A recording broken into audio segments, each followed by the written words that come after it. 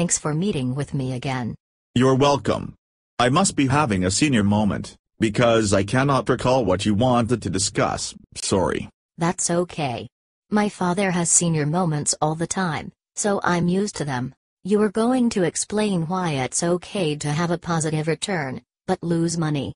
I have to confess that I have a difficult time explaining this to angry and confused clients, because I don't get it, either. That's quite alright. It doesn't make intuitive sense, at all, and most folks are, at least initially, confused. It has to do with time weighting, as money-weighted returns don't have this problem. The sign of the money-weighted return should correspond with the profit/loss sign, that is, if we made money, we have a positive return. But if we lost money, we'll have a negative return.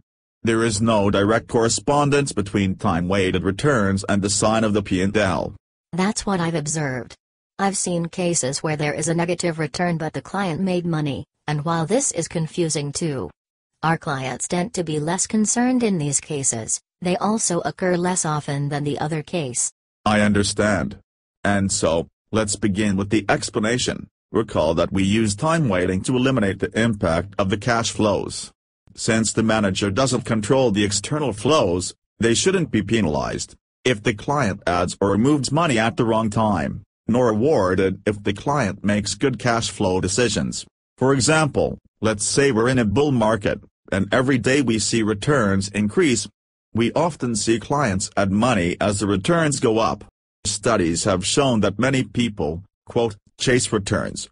Unfortunately, this often happens just as the market is about to turn around and head south, in other words, drop. For example, let's say a client's portfolio begins with $10,000.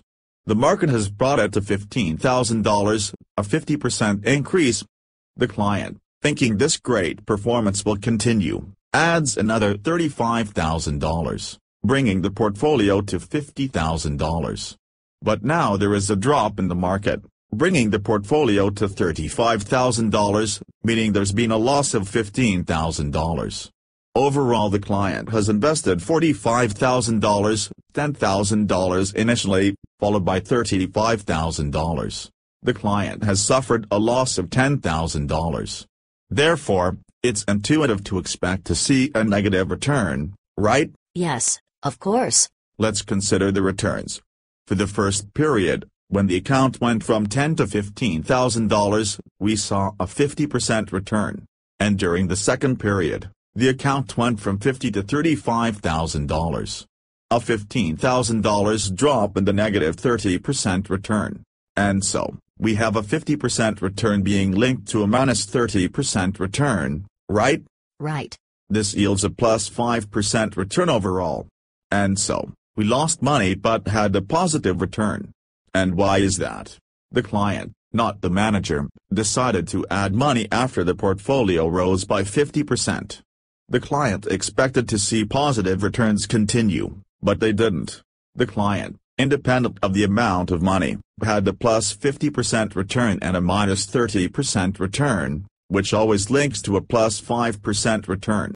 If instead of adding money following the 50% gain, the client pulled back their initial investment of $10,000 and only left the gain from the first period, which is analogous to a blackjack player in Las Vegas pulling back their initial outlay, following some good hands, and playing with the house's money.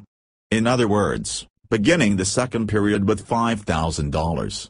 And if again the manager had a minus 30% return, their portfolio would have dropped to $3,500, which represents what the client would have made, and the return would again be plus 5%. In the first example, the client's expectation of a continuing increasing market unfortunately wasn't realized, and they suffered a loss. But is that the manager's fault? Should they suffer a lower return because of the client's poor cash flow decision? I see your point, and I guess not. It was the client who decided to add a lot of money at the wrong time, not the manager. But what about at the sub-portfolio level, where the manager does control the flows? Good question. We'll take that up next time. And I'll write it down so I can remember what we're supposed to discuss.